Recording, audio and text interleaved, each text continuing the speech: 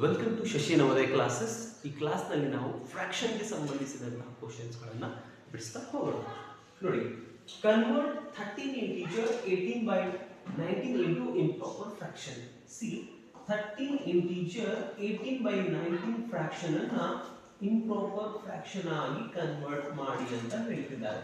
Improper fraction ಆಗಿ convert ಮಾಡಿ ಅಂತ ಹೇಳ್ತಿದ್ದಾರೆ.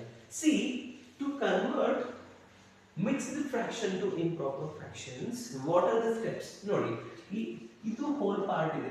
See, this is whole part, this is numerator, this is denominator. ಹೆಂಗ್ ಚೇಂಜಸ್ ಮಾಡಬೇಕು ಅಂತಂದ್ರೆ whole part ಅನ್ನ denominator ಜೊತೆ ಮಲ್ಟಿಪ್ಲೈ ಮಾಡಿಬಿಟ್ಟು ಈ ಬಂದಂತಹ ಪ್ರಾಡಕ್ಟ್ ಗೆ ನ್ಯೂಮರೇಟರ್ ಆಡ್ ಮಾಡಬೇಕು.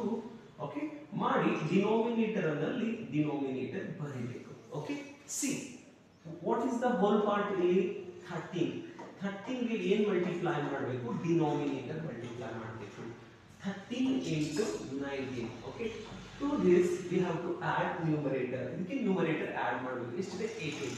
ಓಕೆ, ಡಿನೋಮಿನೇಟರ್ ಅಲ್ಲಿ ಏನಿದೆ as it is ಬರೀಬೇಕು. ಸಿ 13 into 19 ಏನಾಗ್ತದೆ ಅಂತಂದ್ರೆ 247 ಆಗ್ತದೆ.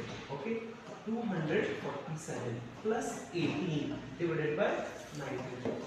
247 ಅನ್ನ 247 ಗೆ 18 ಆಡ್ ಮಾಡಿದಾಗ it will become 265 by 19.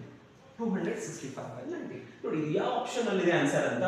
C option ಅಲ್ಲಿ ಇದೆ. So answer is 265 by 19.